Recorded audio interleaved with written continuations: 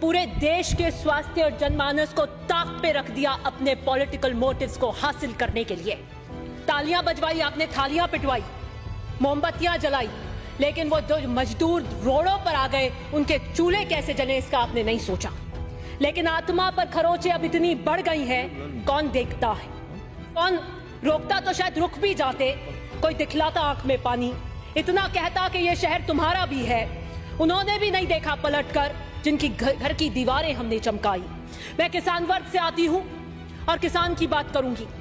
रबी की कीमतों के अंदर 50,000 करोड़ से ज्यादा अधिक नुकसान हुआ। आपने एक पैसा किसान को नहीं दिया। बस पीएम ने आखिर में जाके माफी मांग ली कि मुझे माफ कर दो। तबाह करके आपका माफी मांगने का ये अंदाज भी गजब है। हम एक गंभीर दौर से गुजर रहे हैं। पहली बार ये वायरस वुहान के अंदर, हुबई प्रोविंस के अंदर दिसंबर 2019 में आइडेंटिफाई हुआ।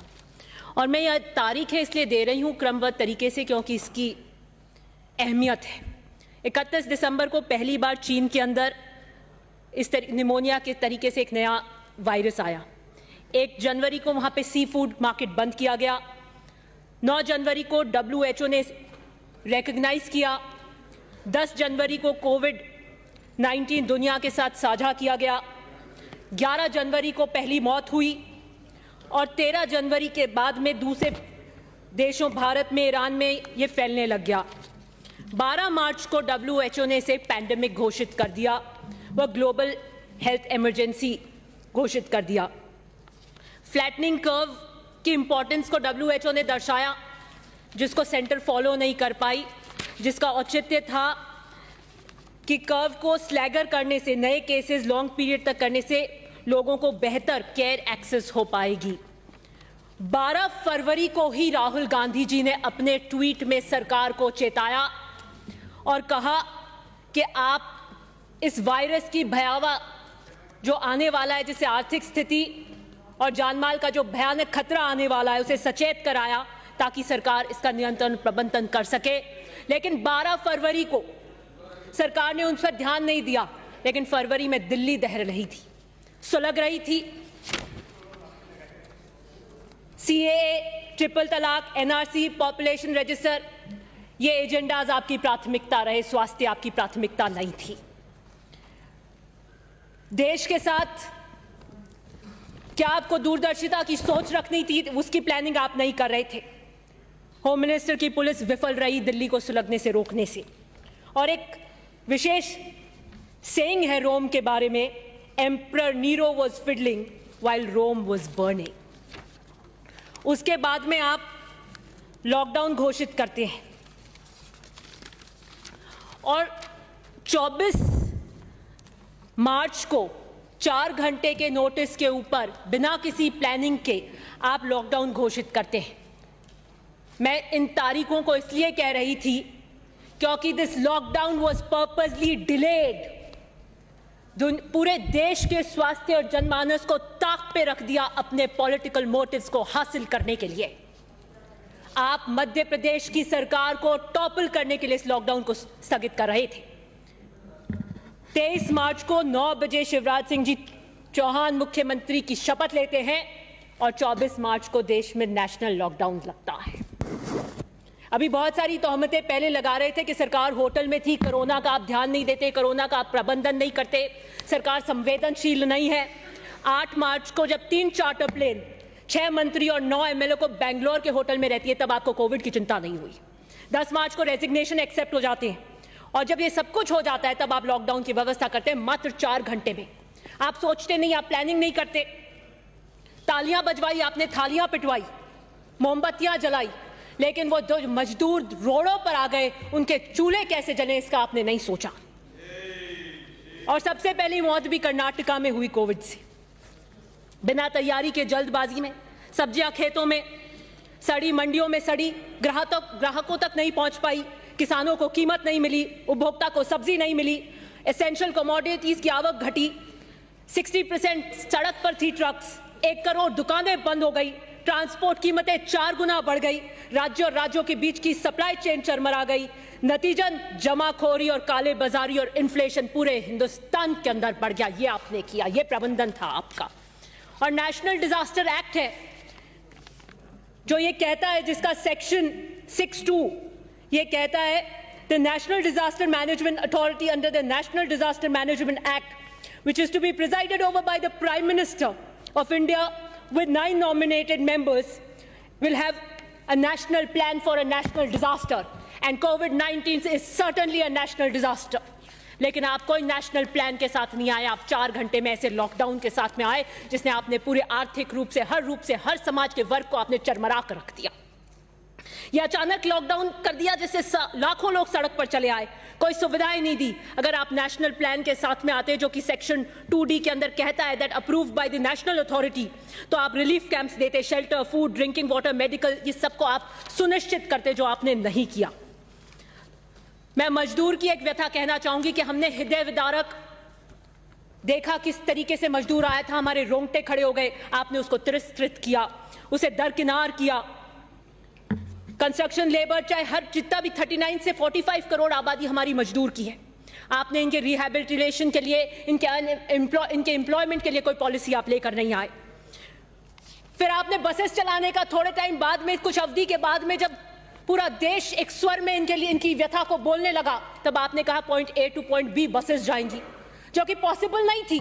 आप बाहर से लाने के लिए प्लेन ला सकते हो, लेकिन मजदूरों के लिए आपकी प्राथमिकता नहीं है। फिर आप ट्रेन लाने की बात करी आपने, और उसके फेयर भी आपने नहीं दिए। कांग्रेस प्रेसिडेंट ने उसी वक्त तुरंत पीसीसी चीफ्स को लेटर लिखा कि सारा फेयर कांग्रेस वहन करेगी। तब आपके स्पोक्स पर्सन ने कहा कि आप झूठ और राजनीति कर रहे हैं, 85% हम दे रहे हैं और 15% दे रहे हैं, उसके लिए कोई सर्कुलर नहीं था, लेकिन आप अपना झूठ बोलते रहे। आपने मजदूर के लिए कोई फाइनेंशियल स्टिमुलस नहीं दिया, बस पीएम ने आखिर में जाके माफी मांग ली कि मुझे माफ कर दो। तबाह करके आपका माफी मांगने का यह अंदाज भी गजब है। मैं मजदूर की एक ये व्यथा पढ़ना चाहूंगी। जा रहे हैं हम, जैसे आए थे वैसे ही जा रहे हैं। 2-4 पोटलियां साथ थी तब भी, आज भी, और ये देह, लेकिन आत्मा पर खरोचे अब इतनी बढ़ गई हैं, कौन देखता है, कौन रोकता? तो शायद रुक भी जाते, कोई दिखलाता आंख में पानी, इतना कहता कि ये शहर तुम्हारा भी है। उन्होंने भी नहीं देखा पलटकर, जिनकी घर की दीवारें हमने चमकाई। उन्होंने भी कुछ नहीं किया, कहा जिनकी 1300 डिग्री पर कांच पिघलाकर चूड़ियां बनाई। इन सब प्लास हथौड़े के पीछे एक हाथ है, यह हाथ कोई नहीं देखता। ये वो हाथ जिसे दूसरे हाथ की ऊष्मा चाहिए, वो उस ऊष्मा की बात कर रहा है, वो सोशल सिक्योरिटी नेट की बात कर रहा है जिसको गवर्नमेंट ऑफ इंडिया को देना चाहिए था। इसे सिक्योर करने में आप विफल रहे, ये आपकी चीज है। अभी आप कह रहे थे कि आप हमारी सराहना क्यों नहीं करते। मैं किसान वर्ग से आती हूं और किसान की बात करूंगी। रबी की कीमतों के अंदर 50,000 करोड़ से ज्यादा अधिक नुकसान हुआ, आपने एक पैसा किसान को नहीं दिया। प्रोक्योरमेंट बढ़ाने की जरूरत थी, गेहूं, सरसों, चने की, आप नहीं बढ़ा पाए। लोन अदायगी को आपको डिले करना चाहिए था 6 मंथ, आपने नहीं किया। क्रेडिट सीट्स आपको देने चाहिए थे, आपने नहीं किया। You should have purchase every ounce of food grain at MSP, आपने नहीं किया। आपको GST हटा देनी चाहिए थी फर्टिलाइजर, पेस्टिसाइड्स और एग्रीकल्चर इक्विपमेंट में, आपने नहीं किया। आपको कम से कम 10,000 रुपए ट्रांसफर करने चाहिए थे 8.22 करोड़ PM किसान योजना अकाउंट्स के अंदर, उनको पैसा देकर आर्थिक सिक्योरिटी देनी चाहिए थी, जो आपने नहीं की। इससे कहीं पहले आपने फसल बीमा योजना, मौसम आधारित बीमा योजना में केंद्र वाली प्रीमियम राशि को 100% कट कर दिया और आप किसान के घड़ियाल आंसू बहाते हैं। एग्रीकल्चर सबसे बड़ी इकोनॉमिक एक्टिविटी का हिस्सा है। फिर बात करिए रिटेल सेक्टर, जो 35.41% इकोनॉमिक एक्टिविटीज का हिस्सा है, 20% एम्प्लॉयमेंट जनरेट करता है, उसे भी इन्होंने कुछ नहीं दिया। छोटी दुकानें बंद हो गई, सप्लाई चेन्स टूट गई, बट इन्होंने कुछ नहीं किया। एक विकट इकोनॉमिक इमरजेंसी की सिचुएशन में, क्राइसिस में लाकर हमारे देश को इन्होंने खड़ा कर दिया, और ये कहते हैं कि आप हमारी सराहना क्यों नहीं करते। बिल्कुल, अनएम्प्लॉयमेंट 27 ईयर्स में सबसे ज्यादा पहले ही था, और कोरोना के कारण और ज्यादा हो गया, लेकिन आप कोई एम्प्लॉयमेंट के लिए रिहैबिलिटेशन पॉलिसी नहीं लेके आए। डिमांड क्रिएट करेंगे तो सप्लाई क्रिएट होगी, डिमांड बंद है इसलिए सप्लाई बंद है। डिमांड क्रिएट करने के लिए पैसा फ्लो करने की जरूरत है इकोनॉमी के अंदर, जो आपने नहीं किया। You didn't do. हम बार बार, कांग्रेस ये कह रही थी कि 7,500 का कैश बेनिफिट ट्रांसफर आप दीजिए, पैसा दीजिए, इकोनॉमी को पंप कीजिए, इन लोगों को फाइनेंशियल स्टिमुलस और फाइनेंशियल प्रोटेक्शन दीजिए, लेकिन आपने नहीं दिया। 11 करोड़ लोग आउट ऑफ PDS थे। अभी एक सुरक्षा की बात कर रहे थे, खाद्य सुरक्षा की बात कर रहे थे और हमें कह रहे थे, लेकिन 11 करोड़ लोग PDS से बाहर थे, उसके लिए आपने कुछ नहीं किया। नरेगा की बात करते हैं, आपको शायद अपना वाक्य नरेगा के लिए याद आ रहा होगा जब आपने कहा था कि ये कांग्रेस की विफलताओं का मकबरा है। आज आज एम्प्लॉयमेंट देने के लिए रूरल की 2 मिनट्स नहीं, 1 मिनट समाप्त करें अपनी बात। 2 मिनट्स एम्प्लॉयमेंट देने की वो बनी, आपने उसको 200 डेज कर देना चाहिए था, आपको 300 रुपए कर देना चाहिए था, आपको जॉब कार्ड धारकों को एडवांस पेमेंट कर देना चाहिए था, लेकिन आपने नहीं किया। हाँ, मैं मानती हूं कि 61,000 करोड़ की जगह आपने 1 करोड़ अलॉटमेंट कर दिया, 1 लाख करोड़, जिसमें 84,000 करोड़ आउटस्टैंडिंग लाइबिलिटीज के साथ इट्स ओनली 84,000 करोड़। ये भी कांग्रेस के प्रेशर में किया। आपने कोई डायरेक्ट ट्रांसफर्स नहीं किए। अगर आप 5,000 करोड़ से भी करते तो 65,000 करोड़ बनते 13 करीब लोगों के लिए, लेकिन आपने नहीं किया। लेकिन आपने क्या किया? आपने लोन्स राइट ऑफ किए 68,000 के लिए, जो आरटीआई में पता। राहुल गांधी जी ने संसद में पूछा कि वो 50 कौन से घोटालेबाज हैं जो डिफॉल्टर्स हुए, आपने उसकी सूची नहीं दी।